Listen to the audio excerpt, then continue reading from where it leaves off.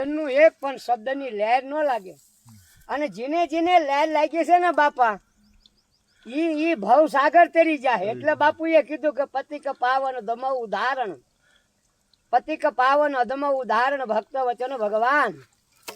વચનનું પાલન કર્યું હોય ગુરુ મહારાજનું, અને રામદેવજી મહારાજના પદનું પાલન કર્યું હોય. આપણા સવારામ બાપાએ કીધું છે કે મરજીવા મોદુને માણે, કોઈ મળે મને મરેલા. મરેલા કોને કહેવાય? જેને ભાવ નથી, જ્ઞાન નથી, કોઈ વસ્તુનું આચરણ પાલન નથી. અને મરજીવા મળી જા, માન મોટા પભે માન તજીને આવી જા આંધળા. ફોગડ ફંદાની માય ફસાયો સિદ્ધને નિજ ધર્મ. માને મોઈન મોટે પે નહીં હાથે પોરાનું. સમજ્યા?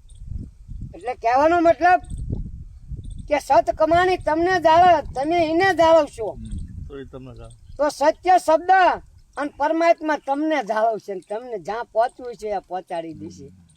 પણ મને તો એવું મારા ભાઈલા દેખાય છે કે ગુરુ મહારાજની મરજી હોય ને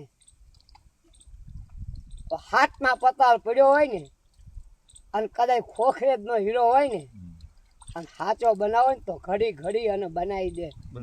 અને એવા ટપલા મારે ને એવો ઘણ મારે ને યારણ ઉપર રાખે.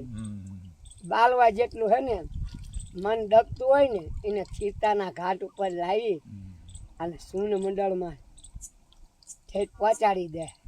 શું પણ શૂન્યમાંથી સર્જન કરવું હોય તો સદગુરુ શબ્દને કોઈ પણ આજે ભૂલતા નહીં.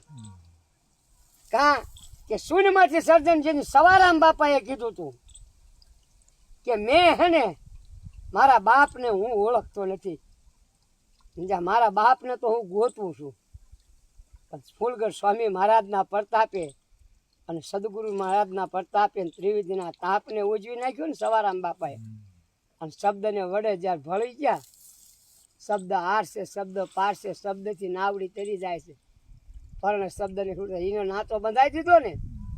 પછી ધણીએ ગુરુ મહારાજના પ્રતાપે સામે આવીને ઓળખાણ આપી.